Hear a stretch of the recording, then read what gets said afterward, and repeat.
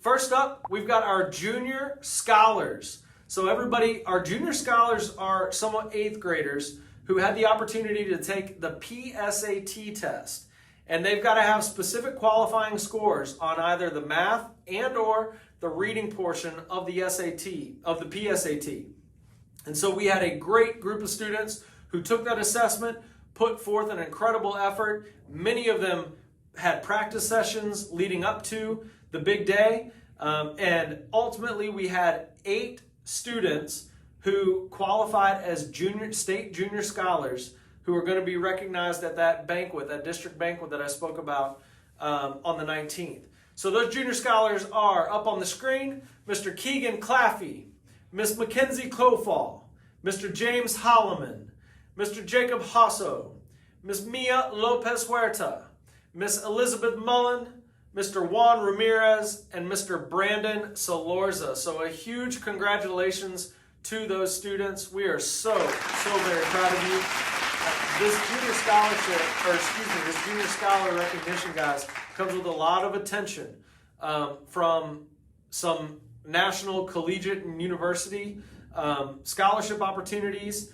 And these students have done a great job showcasing themselves, and we're very proud of them, and we look forward to seeing all of the great success. And to all of the 50 or so students who took the PSAT, congratulations on being selected to take that test, because that in and of itself is a significant achievement. It shows a remarkable commitment to your academics, and we're very proud of all of our Mustangs who put forth a great effort on that PSAT this year. So kudos to all of you, but congratulations to these 8 who were named junior scholars from Bluffton Middle School. We're going to recognize our math count students and our math Olympiad students next. So in math counts, these students performed significantly well during competitions this year.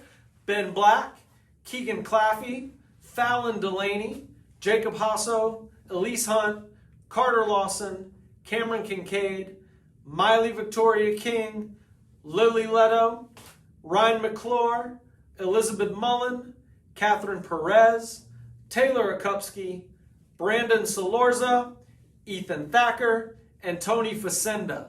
And you see on your screen right now that Ryan McClure actually placed 2nd overall in total points at the school level. And Miss Elizabeth Mullen, guys, when it comes to math counts, she competed all the way up to the state level, where she placed 23rd out of all middle school students in our entire state, which was an incredible honor. So she placed 1st at the school level. For the chapter, she was in the top 10.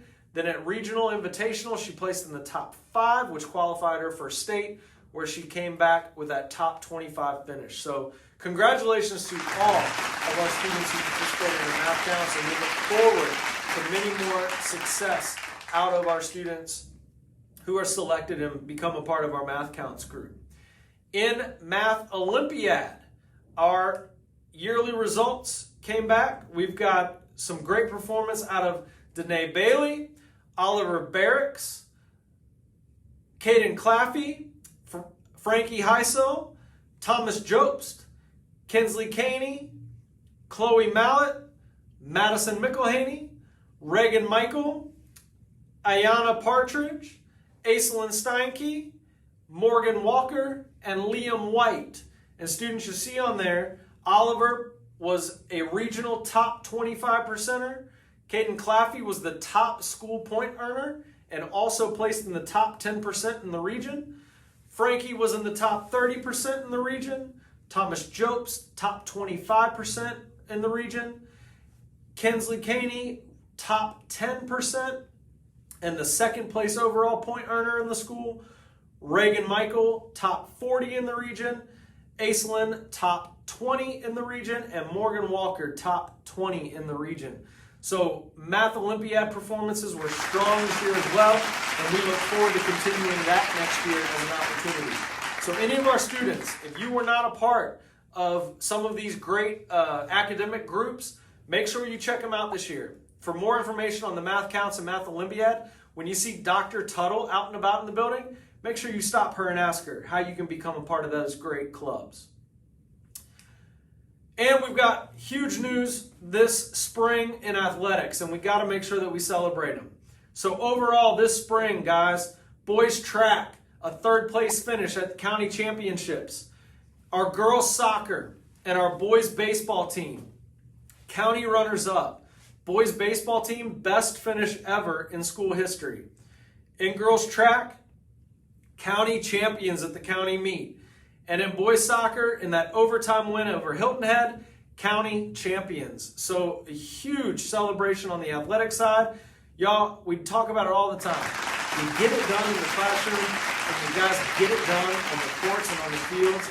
That's the full package. Not to mention, we haven't been able to have any of our musical performances this year. But every day, I'm able to hear the fantastic work that you're pushing out in that strings room with orchestra with Mr. McCormick, and also in our band room, that cafeteria with Miss Mannion. You guys, you're just all around tremendous kids and students. And so we're so very proud of all of the work that you guys have done this year. Again, in this pandemic year, phenomenal work, Mustangs. So proud of every single one of you.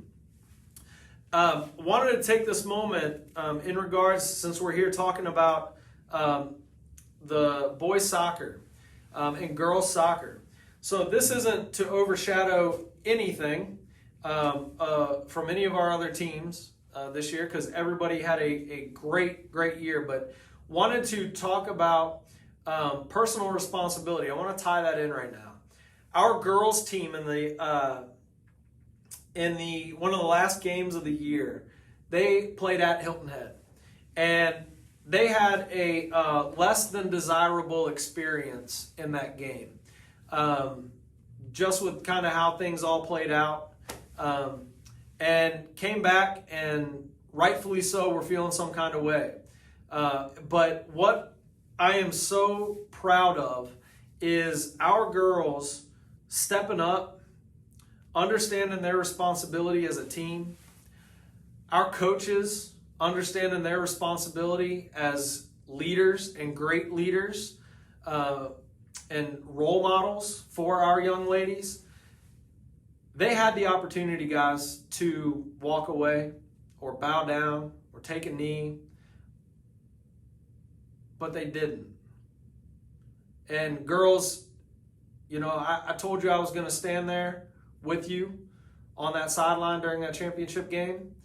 And I couldn't be more proud of the performance that y'all put in. I know it wasn't the result that you wanted, but ladies, every single one of you, when you had the opportunity to quit, you didn't. And that ultimately is taking responsibility of the situation. And I'm so proud of you. Miss Westfall, I am so thankful that those girls had a terrific role model. I am so thankful that those girls had somebody that supported them and cared for them so deeply, and stood beside them through a tough time. And I know those girls are grateful for everything that you gave them this year. Ladies, so proud of my Mustangs that night on April 1st on that field, on that soccer field, when you became county runners-up. Because ultimately, guys, it's not about wins and losses. You know I love being a champion now, right? You know I love being a champion. But sometimes there's more to the game. In this situation, there was more to the game. So girls, very, very proud of you. Coach Westfall, thank you for everything you gave those girls this year. In addition to the girls game that night, our boys ended up beating Hilton Head 3-2 in overtime. And I had somebody write me a letter about something that they witnessed that night. And again, this just goes back to sometimes it's more than the game. And so please entertain me, y'all. I want to read through this. This is something that's important for this person that they want everybody to know. So this, I'll just read it to you, okay? So it says, "Hi, everyone. This is Coach Tony." So my boys soccer team, this is from Coach Facenda. Everyone who doesn't know Coach Tony, this is the head boys soccer coach. I just wanted to say a few words on the championship soccer game against Hilton Head Middle School on Thursday, April 1st. The boys fought a hard battle against Hilton Head and they won in double overtime. It was a very physical game, physical and exciting game. There wasn't a dull moment throughout the whole game. I'm so proud of these young men for the job they did all season. I would like to tell you about a player on the boys team that did an unselfish act of kindness on the field. Again, I told you, it goes beyond the game, guys. I saw it, but I don't think too many other people saw it take place. As the whistle blew for the final period, everyone was giving high fives and cheering because we had just won the championship. As I turned around and looked across the field towards the goal that we had just defended, I saw 3 Hilton Head players laying on the ground exhausted and feeling the agony of defeat, which, as athletes, we have all felt before. It is not a good feeling at all, and those 3 young men were tearing up. I saw one of my players approach those 3 young men. He squatted down beside one of them that was sitting on the ground, upset that they had lost a hard-fought battle. He put his arm around his shoulder and then extended his hand and said something to him. I don't know what was said to the young man, but he stood up with him, patted him on the back, and the young man walked off the field. He then went over to the other 2 players laying on the ground and helped both of them up as well. As a coach, this humbled me in that moment. I asked myself, if the tables were turned, would those young men have picked my player up off the ground? Maybe they would have. Maybe they wouldn't have. However, my player took the initiative and did this unselfish act of kindness and respect for a fellow athlete. That speaks volumes in my book about his personality and about Bluffton Middle School. This young man I'm speaking of is Michael Chirinos. Many of you know Michael. I am so proud of him for doing that. As he walked off back to where we were cheering and celebrating our victory, I looked back across the field, knowing that our season had come to an end and wishing that it was continuing. But then a smile came to my face as I realized next year's season will be approaching us soon, and I'm really looking forward to it. Thank you from a humble coach, Coach Facenda. Guys, this is what it's about. This is what it's all about. And I don't want you to ever lose sight of it. This is why I invest time in Roundup. This is why we change our schedule so that we can hold Roundup. Because of moments like this. Michael, so proud of you, man. What a class act you were that night. And students, I need you to understand that while it might have seemed like a small act, that speaks volumes, as Coach said, about who we are as Mustangs. Michael saw somebody else hurting, and he stepped up, and he did what he would hope somebody else would do for him. Had those roles been reversed, and Michael was on the ground crying or upset because of the loss, he would hope that somebody would come over, whisper some words of encouragement, tell them to keep their head up, and ultimately help pick them up off the field. Guys, this means more to me than the trophy. Don't get me wrong. I'm very proud of all the work that our students had, and I'm very proud that they had that moment, and they'll always have that memory. But Michael, that is what we preach at Bluffton Middle. That is what we are all about, young man. And thank you for being a great, great student, a great student athlete. Keep up the great work. Our girls soccer team, our girls track team. We talked about the announcements one morning about how all the other teams were leaving the track, but our athletes were there in the pouring rain cheering their teammates on. Guys, we've seen it all year long. Baseball, we talked to you guys this year about playing with a different purpose. And man, did you guys do it. best record, best season in school history. Guys, I can't say enough about you all. MAP scores on the academic side. I can go on and on and on. I need to stop or this is going to be a 2-hour roundup. You know I love y'all. That's all I can say. Every one of my Mustangs. And I love these little moments. I love these shining moments. So Michael, kudos to you. Hats off to you, man. And just hope that so many more students see and now know your true character and what you really are about, man. And keep up the great work. All right. Congratulations to all of our students with all the achievements that have happened so far this spring. We look forward to celebrating at some of these upcoming ceremonies, ultimately leading to our June 16th 8th grade promotion. So getting to be that time of the year where it gets really exciting. Guys, let's transition over to Teacher of the Month and Mustangs of the Month. So at this time, everybody, we look to honor and recognize our Teacher of the Month.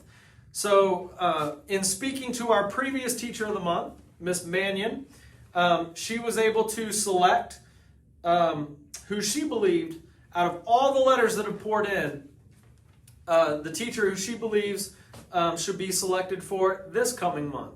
And y'all, I think that when you hear some of the words that were written in this letter, and again, don't forget, guys, if you have that teacher who you believe is deserving a Mustang or a Teacher of the Month, make sure I know about it.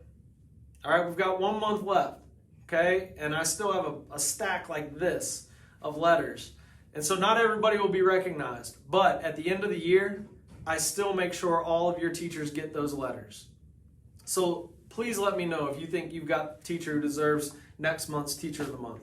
But I think when you hear some of the words that these students have written about this person, I think you all will agree that Miss Mannion made a great choice this month. So let's hear what the students had to say. Dear Mr. Hall, we nominate this teacher to be Teacher of the Month. Some reasons we nominate this teacher to be Teacher of the Month are they are very supportive and understanding. Some of us 8th graders have had them for the 2nd year this year.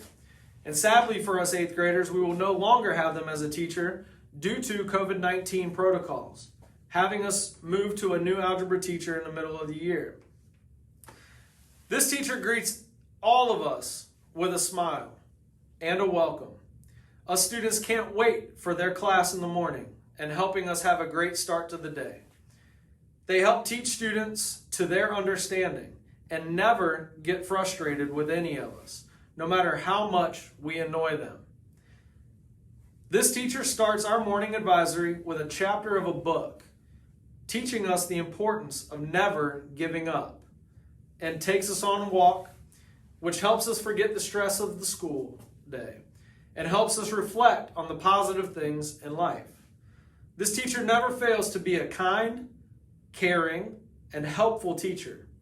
They teach us valuable life lessons throughout the school year and help us overcome challenging problems in school and in our daily lives outside the school.